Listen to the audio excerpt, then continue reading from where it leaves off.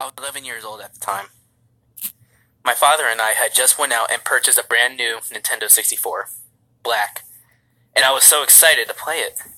I remember that a Super Smash Bros. Cartridge was left under my bed after the last family moved out. I went to search, and sure enough, there it was. A few dirt scratches and a giant red X marked over the back panel led to believe it wouldn't work. I was eager to play it. After about 7 minutes of waiting, my dad finally said the system was up and running and can play as soon as I want. I shoved the game in, turned it on, and plopped down on my bed. My dad had left the room. Him and my mom were going out, and I would be home alone by myself. I begged for this. As soon as they left, I turned up the volume and pressed enter on the controller. The screen went dark for 5 seconds. Remember, I had just bought the system and used game, so I knew it wasn't going to play perfectly, so I became impatient. After 30 seconds, the game loaded up. A really loud screeching noise played for 2 seconds before a loud crash was heard. I dropped the controller on the ground and stared at the TV screen. The menu options loaded up. Some distorted letters on the menus. 1 PLAER and OP TIONS. I just figured it was the wear and tear that caused these strange glitches and noises. I ignored it, picked up the controller, and went to Versus mode. I browsed the gameplay options before going back to the sub-menu. I hit the character select screen. The screen flashed white, blue, and then finally red. A demonic sound, free for all, played. The game instantly shut itself off. Much to my dismay, I tried this a few more times to no avail. I picked up the game cartridge, proceeded to blow out any of the dust, and put it back in. I turned the game on, and the introduction video was lagging really badly, and the colors were inverted. As soon as Master Hand appeared, the screen instantly froze and took me directly to the character select screen. Free for all was played normally, regular colors were displayed. However, in the slot where Ness would have been, I saw a picture of a real-life boy, his name displayed as Victim. I proceeded to put my cursor and the little number chip on this picture. The announcer said "Game Over" in a really loud, distorted voice, colors inverted, and the music seemed to go in reverse before the game flashed white and shut itself off. Stunned, scared, and nervous, I began to believe that this was no ordinary name. No one named Victim, who looks like a real boy, should be in a cartoon fighting game. I decided to put the game to rest for the remainder of the day. My parents came back and I explained what had happened, and they were understanding of it. I showed them the game. Everything played normal, no odd textures, sound was playing fine, and the Victim character was gone. My parents were happy that the game was working for me, but even I had my doubts.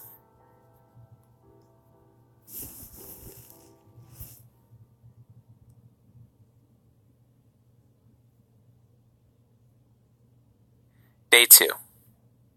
After school, I came home with my friend, Clark. Both of my parents were working, so it was just me and Clark. I offered him some juice and cookies and I started up the N64. A loud alarm sounded saying all the game data had been deleted. Clark had brought over one of his controllers from home and plugged it in. The introduction video was skipped completely, and the title screen only showed for a split second before the screen flashed white, and a loud screech was heard. The menus remained red, much to Clark's surprise. He stated that this is a lot different from his version of the game. We finally picked the options. He showed me a fun way to play.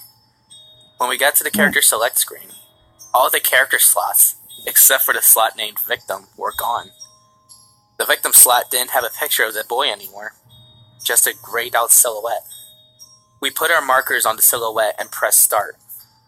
We got to the stage selection screen, but a second later we were thrown back into the character selection screen.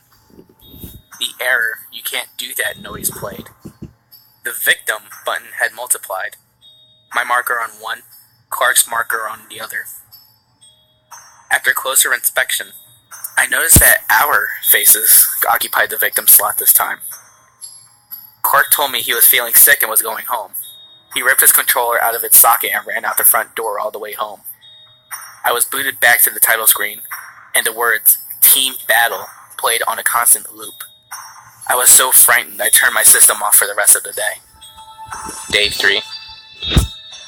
I couldn't sleep at all. I just continued to stare blankly at my N64. Was it the game? Was it the system?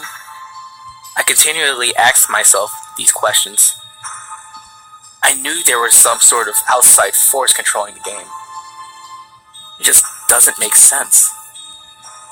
I decided to take a break from the game for a few days. I'll come back to it later. Maybe.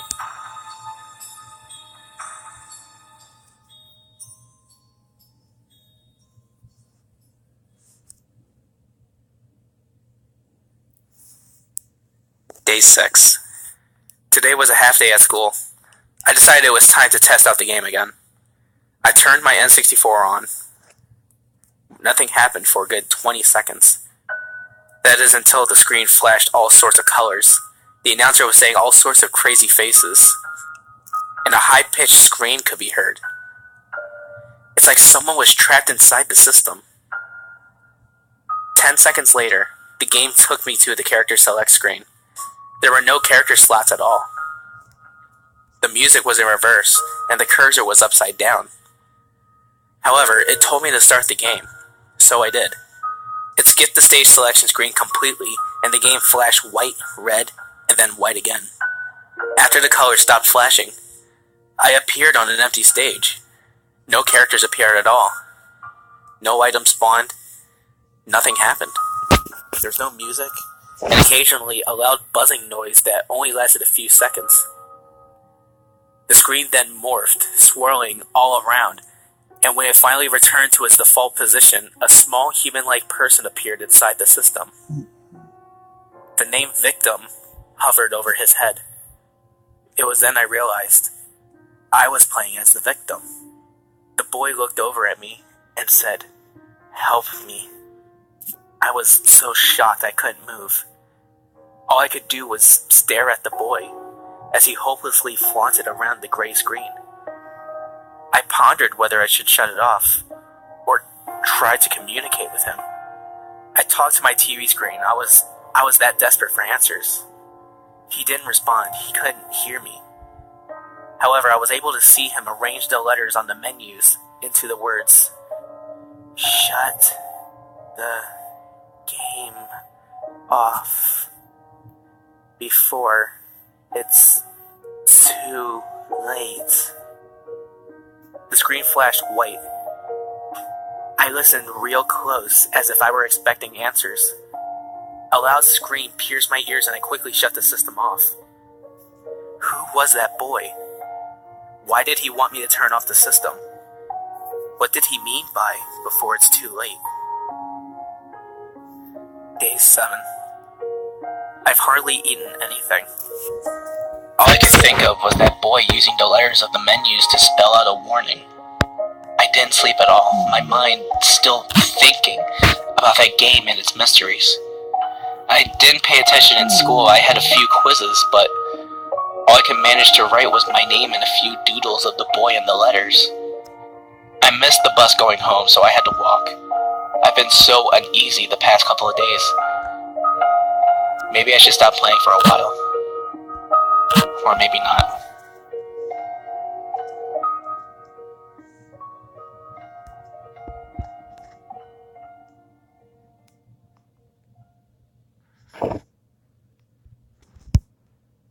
Day 9. It was late in the evening, around 7. Both of my parents were working late, about maybe 10. After some careful consideration, I decided to turn the game on to see what I can do to help the kid.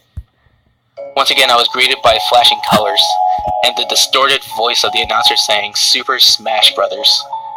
This time, the game directed me straight into the data page.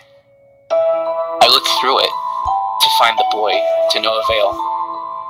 All of the 12 characters had been unlocked, but the numbers were upside down, and instead of going from most KOs to least, it was opposite.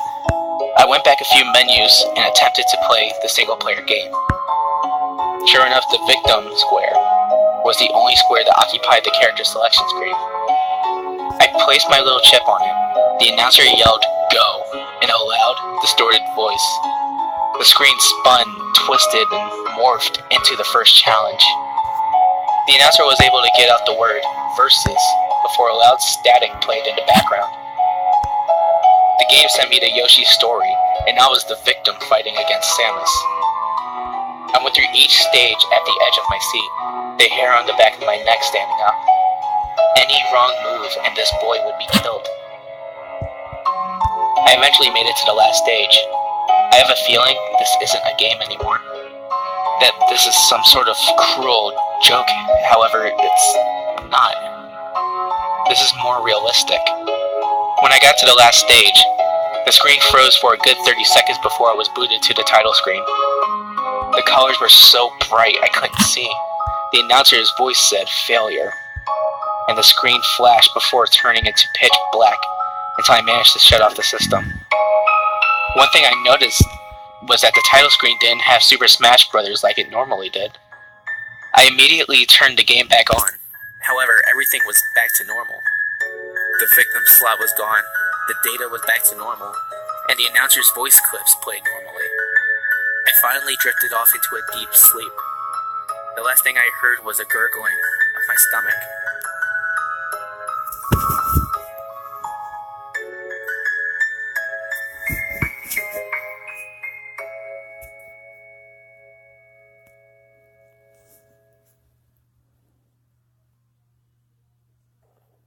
Day 10.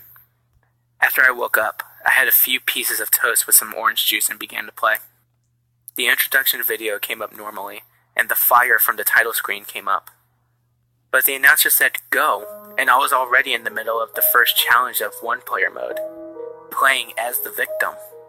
I went through the stages, slightly faster than before, and I got to the final boss, Master Hand. No music played, and Master Hand failed to appear, and Victim was just standing there in his idle animation. I waited 2 minutes for something to happen before the game registered Master Hand entering the arena as soon as he hit the stage. The music skipped every 5 seconds, and the colors were inverting and then going back to normal. I got Master Hand down to 76% HP before the announcer said failure and the screen froze. This was all too familiar. I'm doing something wrong. I got up and shut the system off and turned it back on. At this point, anything that happened was normal to me. The announcer yelled, "Incredible," as the picture of the boy smiling appeared on my TV screen. I pressed the A button, and the unlock music and frame came up. It said, "Player and victim, you win this round." And the game returned me to the title screen. The screen flashed white, and the words, "Thank you, player," were written in red on the screen. I said, "You're welcome," and I shut the game off, proud of my accomplishment.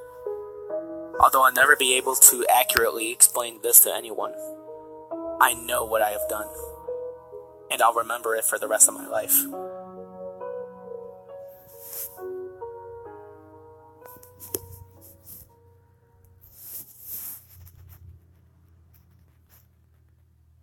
Day 11. The game finally returned back to normal. The victim character slot hasn't appeared since we destroyed Master Hand, and all the characters appeared normally. No colors spazzing out, music playing normally. If I didn't know any better, I would say that victim was watching me from above. So I went outside, into the fresh air, and looked to the sky and said, "Thank you, victim," with the first smile on my face since I bought the system.